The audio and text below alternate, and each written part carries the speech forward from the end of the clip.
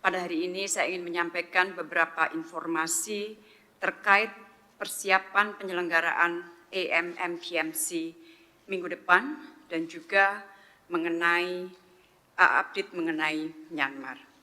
Saya mulai dengan isu pertama, persiapan AMM-PMC. Rekan-rekan, rangkaian pertemuan ASEAN Ministerial Meeting Post-Ministerial Conference atau disebut AMM-PMC akan dilakukan di Jakarta tanggal 11 sampai 14 Juli 2023. Akan diikuti oleh 29 negara plus ASEAN Sekretariat plus Uni Eropa. Tingkat kehadiran pada tingkat Menteri Luar Negeri sangat tinggi.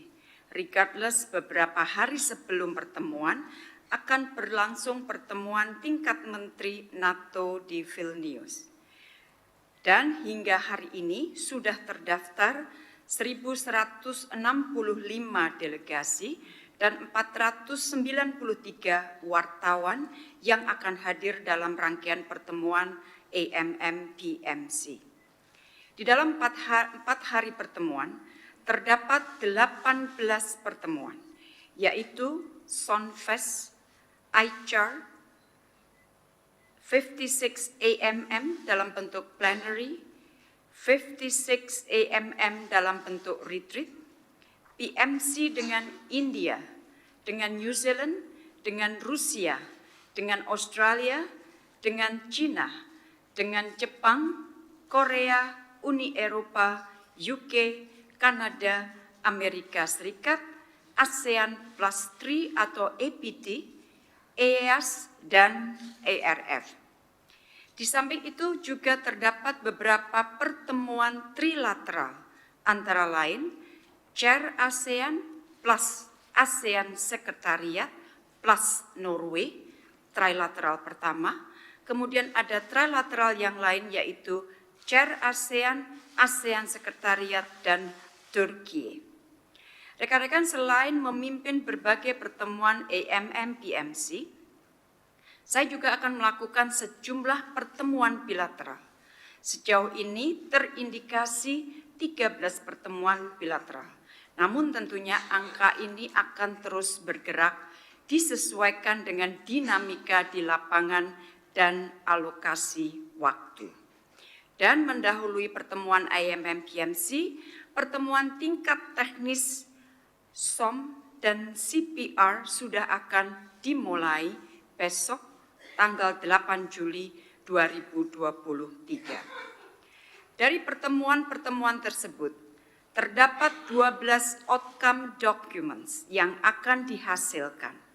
Negosiasi masih terus berjalan sampai saat ini dan tentunya masih akan terus berlanjut sampai pertemuan berlangsung, termasuk Joint Communique para Menlu ASEAN yang merefleksikan berbagai perkembangan kerjasama ASEAN selama setahun, prioritas kerjasama ke depan, dan isu-isu kawasan serta global yang menjadi perhatian ASEAN.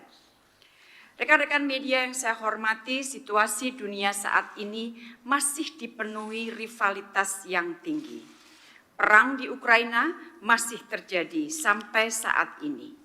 Situasi ini sangat berdampak bagi upaya pemulihan ekonomi pasca pandemi COVID-19. Situasi ini juga berdampak pada suasana pembahasan di semua forum multilateral dan internasional. Di dalam situasi seperti ini, maka menjadi semakin penting bagi ASEAN untuk memperkuat soliditas dan kesatuannya agar dapat terus memainkan sentralitasnya. Dan dengan sentralitas ini, maka ASEAN akan dapat memainkan peran untuk menjaga perdamaian dan stabilitas di kawasan. Di saat yang sama, ASEAN juga masih menghadapi masalah Myanmar.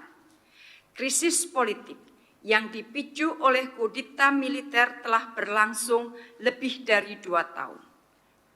Selama pendekatan yang diambil oleh para pihak adalah pendekatan zero sum, maka perdamaian yang durable tidak akan terjadi.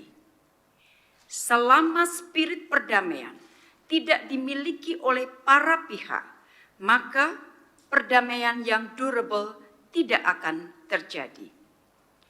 AMM-PMC merupakan salah satu mekanisme ASEAN yang memiliki peran penting sebagai convening power, di mana culture of communication, culture of dialogue terus berusaha dijalankan berdasarkan prinsip-prinsip Piagam PBB, Piagam ASEAN, dan hukum internasional.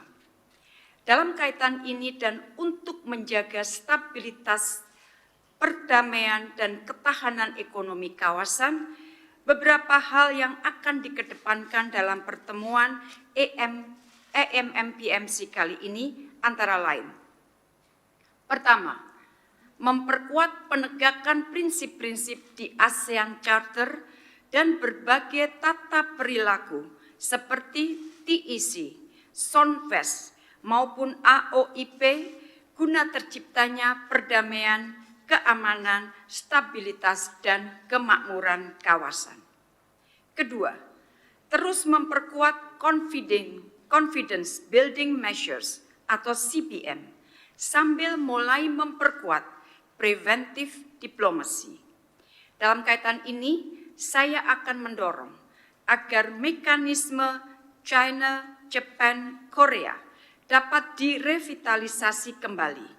Mekanisme ini sangat penting bagi stabilitas dan kemakmuran kawasan. Ketiga, mendorong Nuclear Weapon States atau NWS untuk aksesi protokol Traktat SONFES. Keempat, menyelesaikan guidelines untuk mempercepat penyelesaian negosiasi Code of Conduct di Laut Cina Selatan. Kelima, menyelesaikan pembentukan ASEAN Maritime Outlook.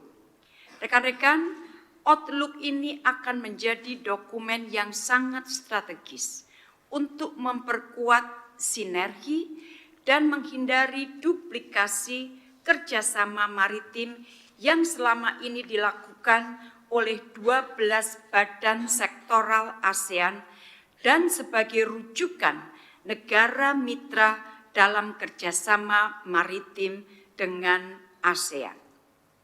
Keenam, membahas kerjasama konkret dalam memperkuat ketahanan pangan, arsitektur kesehatan kawasan, penguatan kerjasama maritim, dan transisi energi termasuk ekosistem kendaraan listrik.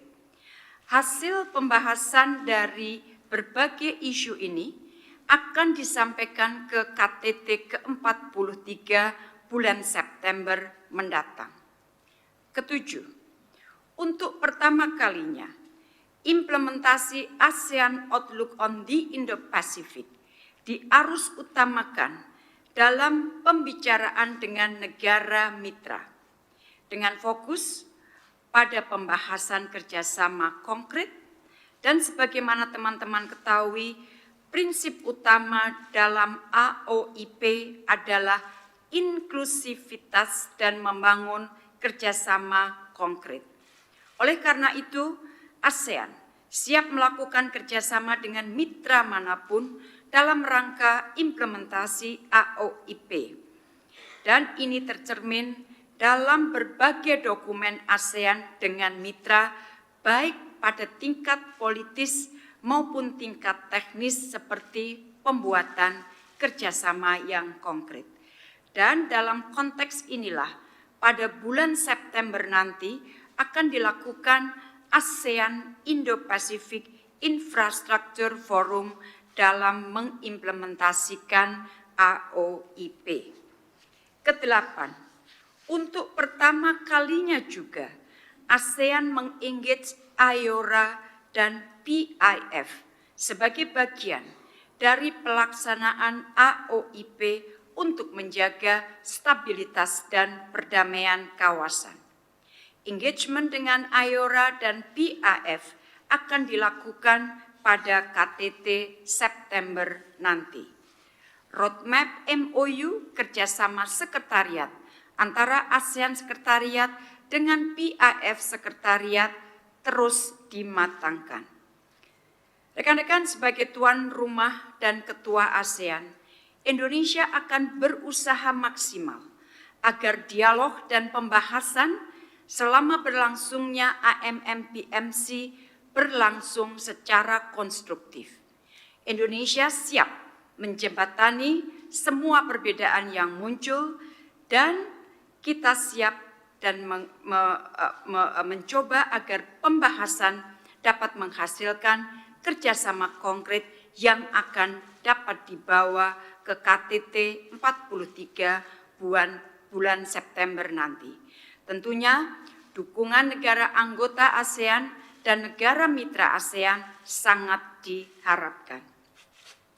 Rekan-rekan media yang saya hormati mengenai Myanmar, saya ingin menyampaikan update langkah-langkah yang telah dilakukan Indonesia sebagai ketua ASEAN dalam menangani isu Myanmar.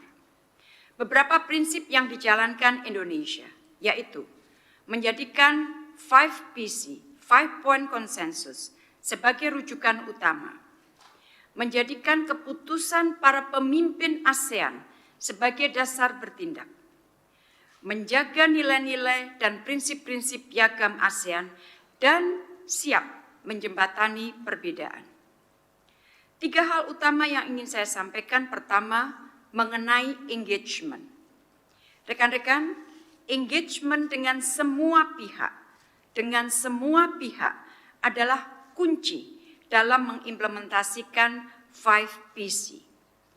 Dalam waktu hampir 7 bulan, Indonesia telah melakukan engagement yang sangat intensif dan secara inklusif. Saya ulangi, sangat intensif dan secara inklusif. 110 engagement telah dilakukan, baik berupa pertemuan in person, virtual, maupun melalui pembicaraan per telepon. Termasuk engagement saya secara in person, baik dengan Menteri Luar Negeri NUG maupun Menteri Luar Negeri SEC dalam beberapa kali. Dan engagement kantor Special Envoy baik dengan Ethnic Resistance Organizations, EROs, wakil-wakil partai politik, dan CSOs, serta pihak-pihak lain di Myanmar.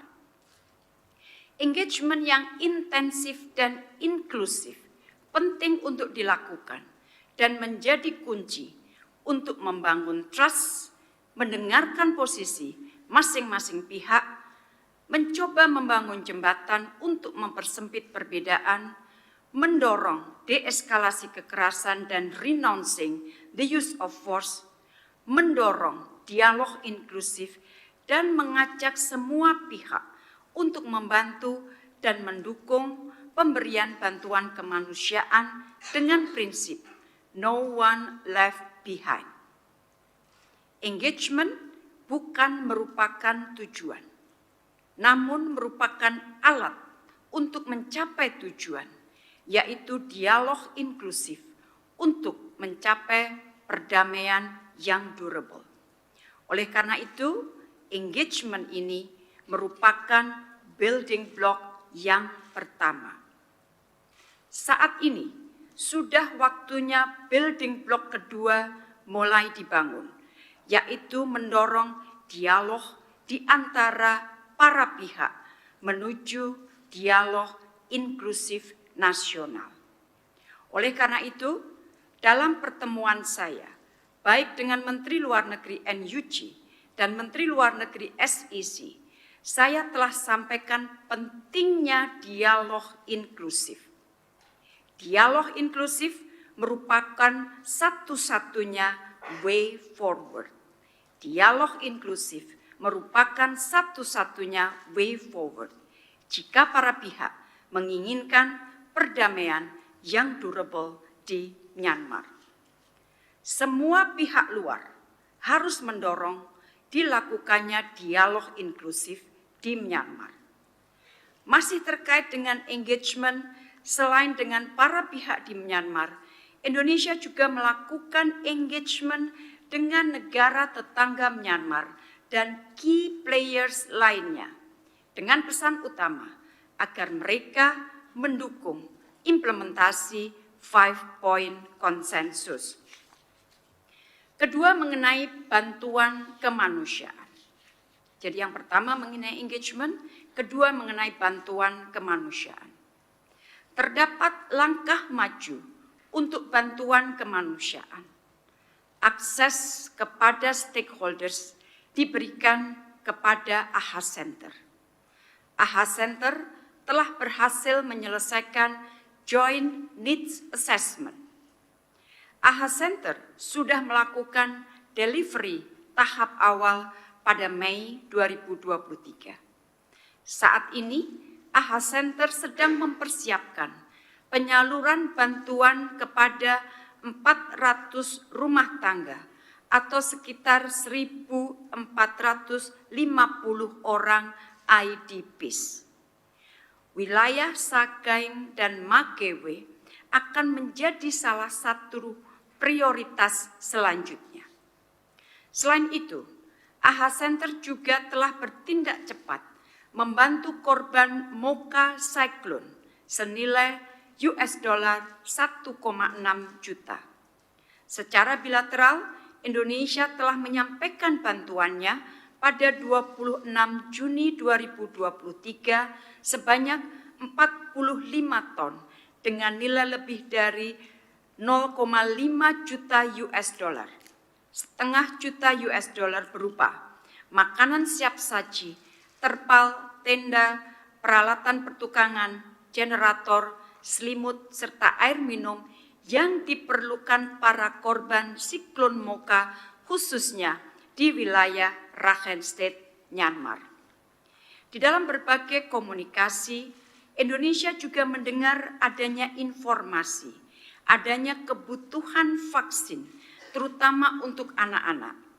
Indonesia tengah meminta data mengenai kebutuhan vaksin dan siap untuk berkontribusi. Semua pihak harus berkomitmen untuk membantu penyaluran bantuan kemanusiaan dengan prinsip no one left behind dan tidak mempolitisir bantuan kemanusiaan.